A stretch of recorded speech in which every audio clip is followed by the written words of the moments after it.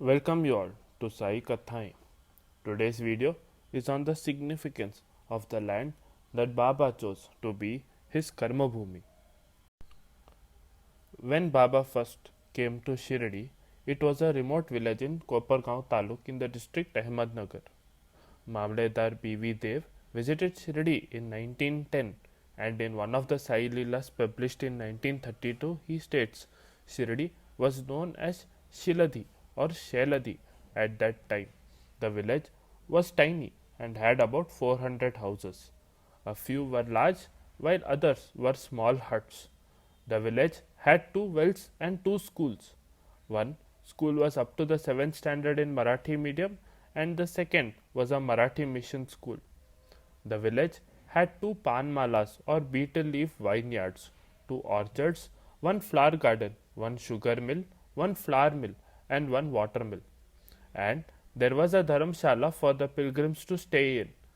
Besides, there were 9 temples and 2 masjids.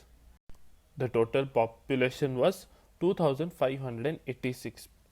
The Muslims were a minority at 10% and the rest were Hindus. The Hindus were divided into different castes.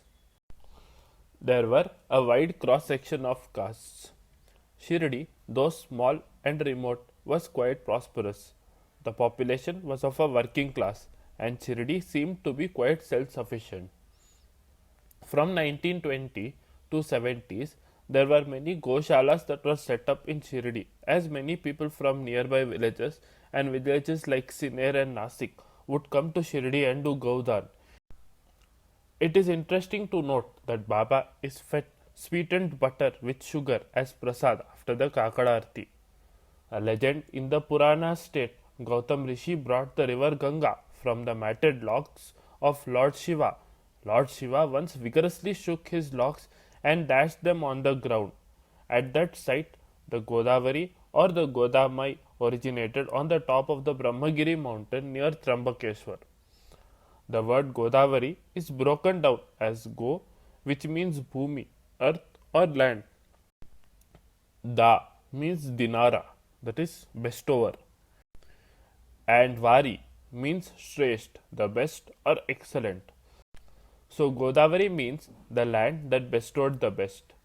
The banks of Godavari have nurtured many a saint, but at Shirdi it nurtured the Parabrahma who walked in the alleys and gullies and sanctified the soil.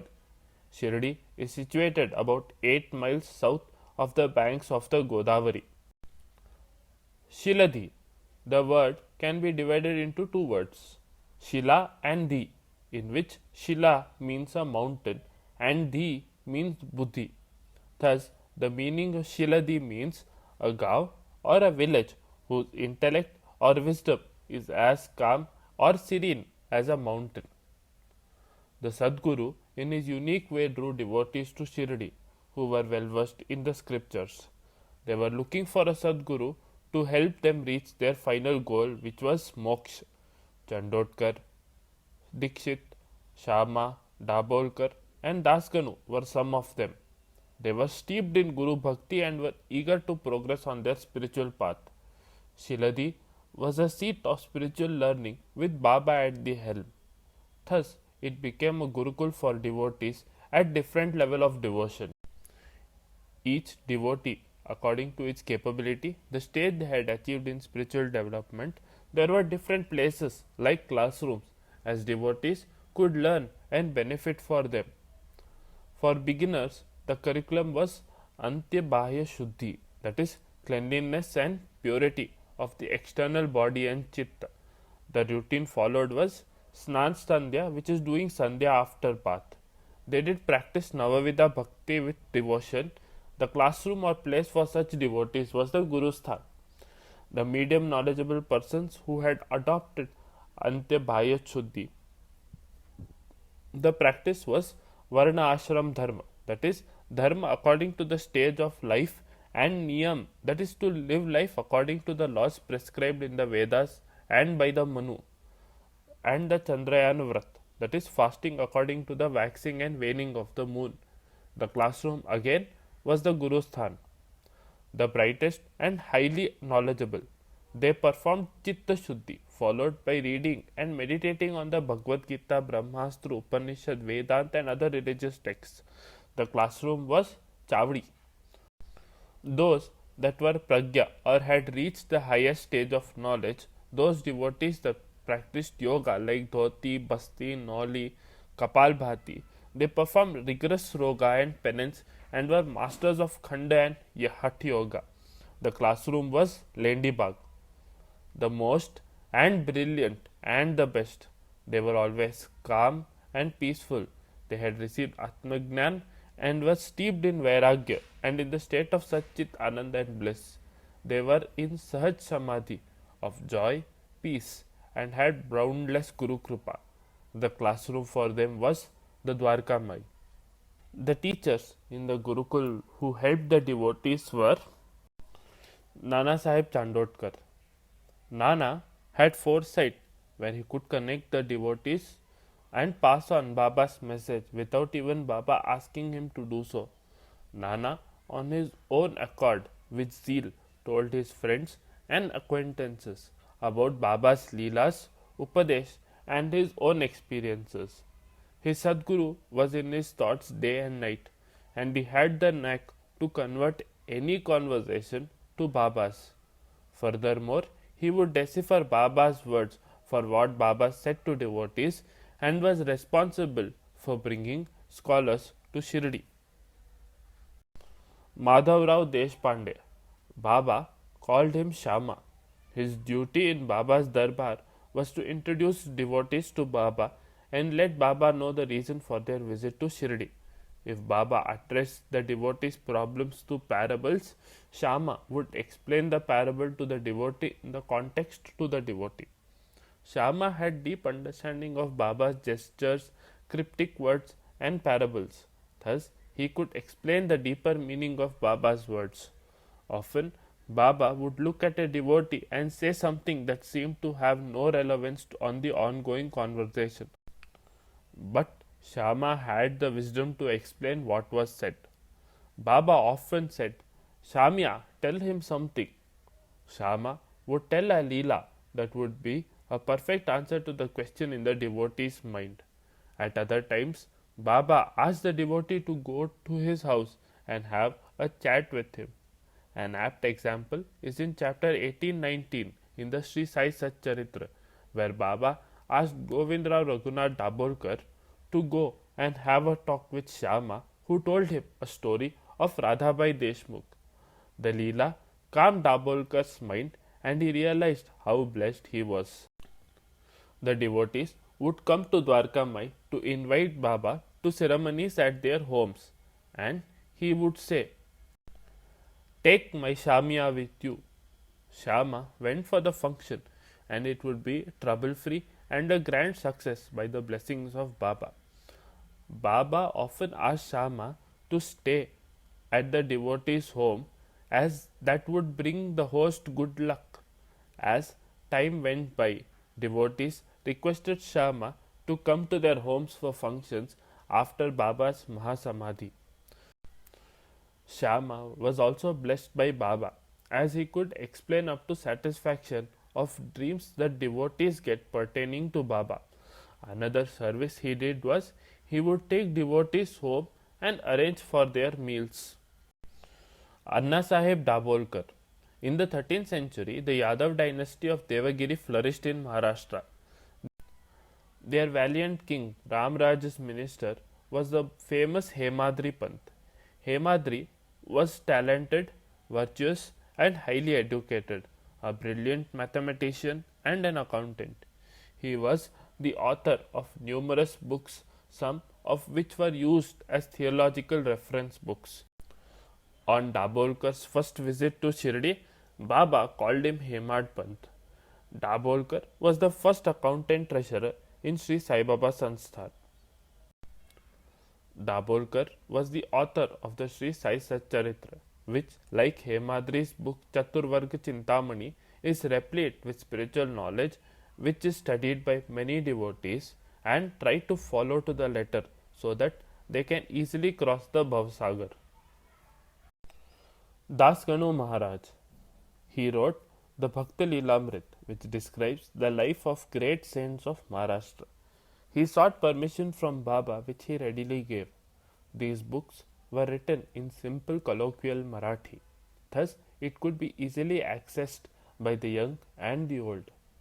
Das Ganu also wrote the Ishavasya Bhavartha Bodhini. When he was writing, he had many doubts. He came to Baba and laid his doubts before him. Baba asked him to go to Vileparla and stay in Dixit's house. There, his maid would clear his doubts. The Ishavasya Upanishad is a small book but has profound significance and meaning. Das Ganu wrote it in simple Marathi so people who couldn't understand Sanskrit could benefit from reading it. He worked in the police and was a poet and could compose poetry extempore. He also had a passion for Lavani and Tamasha. He would dress like a woman and dance and sing. Baba knew his talent and potential to become a great poet, so he literally forced him to give up his job. Baba then channeled his talent towards bhajan and kirtans. Later, he was known as Sant Kavi Das Ganu Maharaj. At first, Das Ganu set out to perform bhajans and kirtans wearing an elaborate dress. He wore a beautiful angarakha and a uprani. Baba saw his elaborate dress and asked him to take it off before him. Then Baba set him up to do kirtan in the style of Narad Muni. So then Das Ganu performed kirtans with a bare chest, a flower garland around his neck, and chiplis in his hand. Kathayein Dixit. Kaka was a perfect devotee and a disciple. He followed Baba's word to the letter. He got up early in the morning and completed his rituals and pujas so that he had sufficient time to read, understand, and explain the pothi. Every day he read and studied the pothi as Baba had advised. Dixit explained the meaning of shlokas in simple languages. With the help of shlokas of the day, he would explain Baba's words and give the meaning out that Baba wanted to convey. The only thought on his mind was his Satguru. He talked about his experiences and leelas and those that he had witnessed from the time he came to Shirdi. He spoke about Tattvagnan, or the principle to live by, like truth and honesty. He did not just talk about Baba's teachings but also obeyed, followed, and lived them. Baba's word was law unto him. In chapter 23 of the story of the killing of the goat shows how he followed Baba's word like a law. Unlike other spiritual schools, Baba was unique as it did not have any timetable and anyone looking for any learning received it instantly. There was no entrance exam, no fees, breaks, or vacations. Baba was always himself present to help the devotees in their spiritual development. When a devotee sat in front of Baba, he looked at him intently and in a single glance he knew what physical condition he was in and what disease he had. Baba also knew the level of his spiritual development, his eagerness to progress, and the reason for his questions. As time went and Baba's fame spread far and wide, and many people started visiting Shirdi, Baba placed two acid tests in front of them. One, he would take away all the money that he had, and the second, he would send the devotees to Radhakrishna Mai's house. These two tests revealed their love for women and wealth. This way, with the help of devotees, Baba set up a school where devotees go even now and learn as per their devotional aspirations. In the next video, we shall discuss some facts about the Guru Sthan. Please hit the subscribe button to stay updated to know when I shall upload next. Please hit the like button if you liked what you saw and heard. Please do comment your feedback below. Please do share this with other devotees of Baba as it will help us reach more people. And Thank you for watching. Om Sai Ram.